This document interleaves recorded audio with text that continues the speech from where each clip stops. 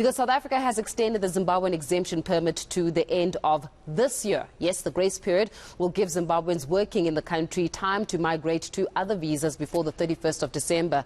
Nqgabutho Mabhena Chairperson of the Zimbabwe Community in South Africa, joins us now to discuss this matter further. Thank you so much for your time, Nqgabutho. What make you of this now granted extension by the South African government to the 31st of December? Thank you so much for having us in the studio. Firstly, let's congratulate the African National Congress on its 110th birthday. We recognize and we note that the South African cabinet has extended, not really extended, but given a grace period of 12 months until the 31st of December 2022. What this means is that those that are able to move to other visas should do so. What we are currently doing as an organization is to try and check how many within the 178,000 holders of ZEP are able to move. And the second thing which we seek to negotiate with government are the requirements in the main visas, because one of the challenging issues that we are facing is that part of the requirement is that holders of Zimbabwe exemption permit must have a Zimbabwe police clearance, which in the last 10 years was not a requirement. It is a new requirement now, because this is what the main stream visas demand. And we hope that the government will waiver that, because this will obviously delay. The second issue that we seem to be having challenges with is around the issue of the South African education certificate for educators that they are required to have, which is issued by the South African Council of Educators.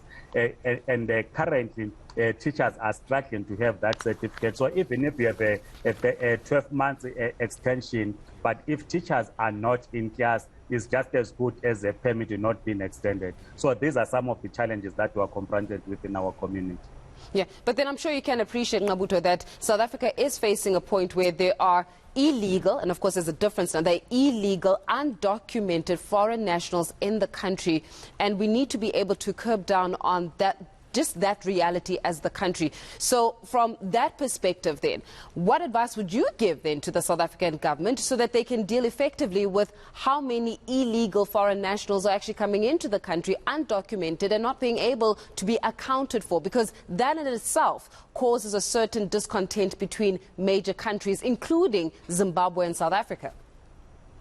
If we look into the letter that has been written by the Department of Home Affairs to holders of ZEP, one of the things that it speaks to are the challenges that the South African government was having in 2007 and 2008, and the introduction of the ZEP addressed most of those challenges in terms of in the Asylum application, as many people are applying for that. Now, we know that you have more undocumented Zimbabweans and other migrants in South Africa. So if you then do not renew the ZEP, you are adding those to already the thousands or so that are not documented. And the second challenge with the ZEP holders is that employers in general, they will prefer undocumented migrants in farming communities, domestic workers in the construction industry. We saw in the last 3 years, ZEP holders who have been taking their employers to the CCMA for better wages, for better working conditions. And when you then say ZEP holders, particularly of low skill, should not renew their permits, they are basically saying they should be laid off, which we understand, but the employer will employ an undocumented migrant whom they want to exploit. So these are the issues that we are raising with the South African government to an extent that we think in terms of managing migration, there must be, in terms of implementation of the white paper on international migration as gazetted in 2017, because to us, it gives a framework of managing migration within the region, particularly in South Africa.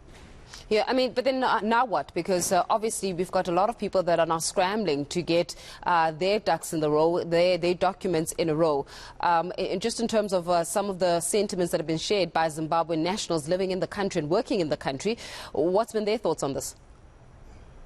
Well, a number of people are having challenges to get the waiver, and there's a confusion in terms of defining what a waiver is. We've been doing videos, communicating with our community, explaining that But the reality is that those with no critical skills, even if they are professionals, be they lawyers, accountants, journalists, they will not qualify to apply for a general visa unless a waiver is granted by either the Department of Labor and the Department of Home Affairs, which at this case seems not to be happening. We are not sure, as the country is now opening after the holidays, in terms of the negotiations that will happen, whether the South African government will then waiver some of these requirements so that those who generally qualify for a general work visa, but we need a waiver for some of the requirements to be waived, will be able to do so. Yeah. Tell me something around the political climate around this decision making. Do you think that it has anything to do with the state of relations between Zimbabwe and South Africa?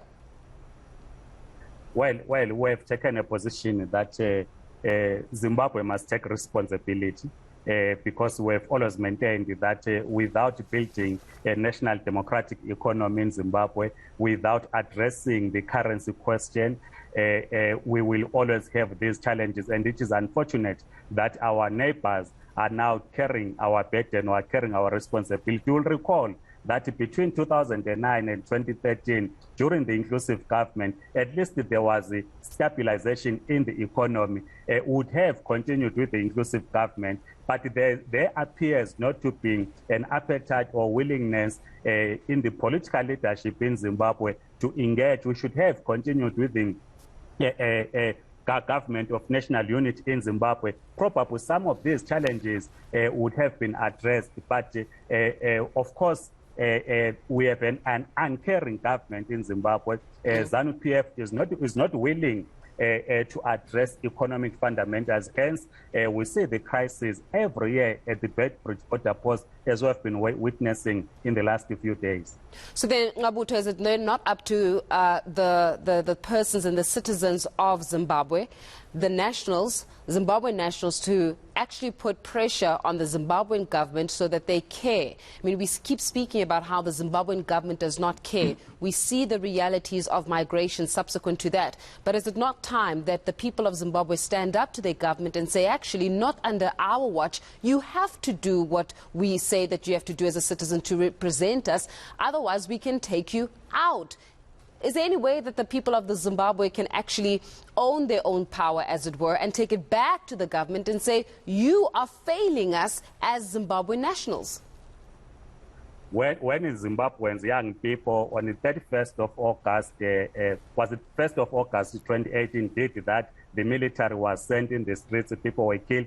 You remember, former president of South Africa was invited to head a commission of inquiry. No one has been held responsible, irrespective, notwithstanding that the findings of the commissions are there.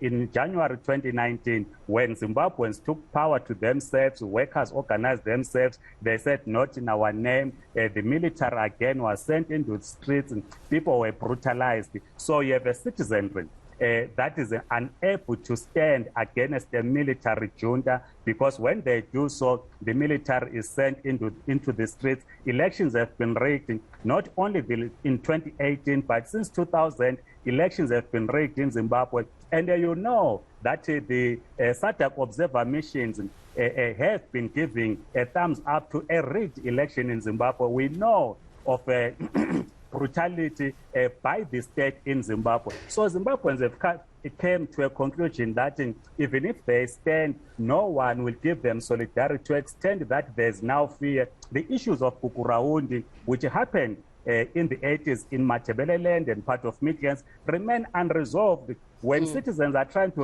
resolve this, the president of Zimbabwe just in December says people want a second Kukuraundi. So you have a government that does not care. You have a military junta that is in power. And the question that we're confronted with is how to dismantle a deep state in Zimbabwe. Nqgabutho Mabhena, we'll leave it there for this morning. Thank you very much for your time, the chairman of the Zimbabwe community in South Africa.